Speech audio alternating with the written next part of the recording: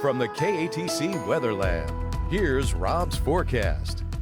Welcome back. Well, we're looking at a pretty nice weather schedule in the days ahead. Milder temperatures for sure. Eventually, one of these weather systems out in the Pacific will be a weather maker here locally. So let's get into it and show just the number of systems out in the Pacific. It's been a very energetic Pacific Ocean in the eastern Pacific anyway, impacting much of the western U.S., western Canada, Alaska as well. You have an atmospheric river, another one that, again, we used to call the Pineapple Express, because they usually emanate around the Hawaii area, but it's these atmospheric rivers carry a ton of water, literally tons, and dumping now on California this evening. Here's our next weather maker. It's kind of up here, and it's going to be dipping down and crossing over Texas as we head into Tuesday, and by Wednesday it'll be knocking on our door just to the west, and then moving on through for Thursday. So right now we do have a little bit of a kink in the upper level pattern, a little bit of a trough right here, but that's pushing off to the east. That's why we had those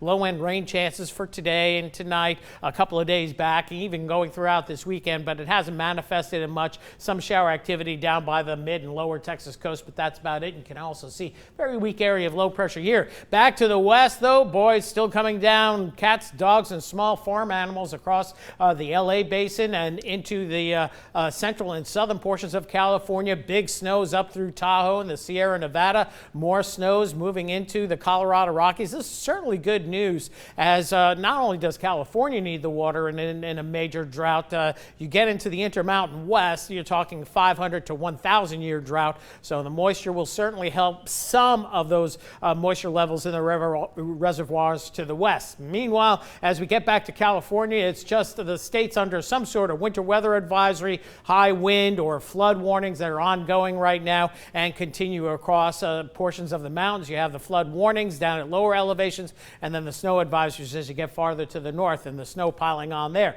For us, though, quiet weather for now. We do have some clouds down by the coast, but they are looking to push out. But eventually we expect more clouds to pile in as southeasterly winds develop, as high pressure begins to shift off to the east through tomorrow morning. That's why we also have some patchy fog in the forecast. So if the clouds don't come in quick enough, we'll probably fog up at lower levels. So we'll watch that. Cool with temperatures down into the mid to upper 40s to lower 50s as we hit daybreak tomorrow, and then a mild one tomorrow. Temperatures in the lower 70s. As we get into Wednesday, we'll be watching low pressure developing across the Texas-Oklahoma panhandle. That's going to allow for breezy and very warm conditions. The record on Wednesday is 78 degrees, and right now the model's trying to go for about 79 or 80, and we might buy that as well. Then as we head into late Wednesday night, early Thursday morning, scattered showers, maybe a thunderstorm, but this action looks to get a little bit more active to the north of us. That's where I think we're going to see if there's any severe weather threat off to the north of us. Then breezy and a touch colder weather coming in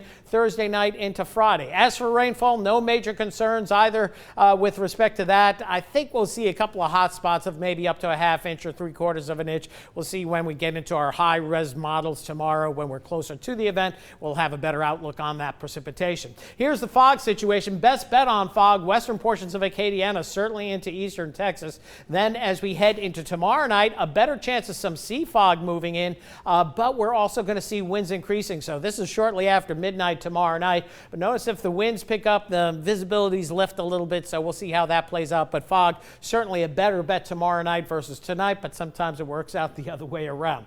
Temperatures tonight, lower 40s, 43 Opelousas-Ville Platte will go mid-40s, I-10 quarter, about 46 in Lafayette, and pretty much mid-40s across the coastal areas as well. Then that nice warm up tomorrow afternoon into the lower 70s, and there's more warmth where that came from. So overnight tonight, we'll see temperatures dropping down to about 46 to 47 for an overnight low. Patches of fog late toward daybreak, and again, partly to mostly cloudy skies as we get closer to daybreak tomorrow. And then tomorrow we'll keep it partly to mostly cloudy, but certainly a mild midwinter day. Temperature some 10 degrees above normal at 72. As we head into Wednesday, perhaps a record temperature. It will be a breezy day, showers and a few storms early Thursday, but sun returns Thursday afternoon.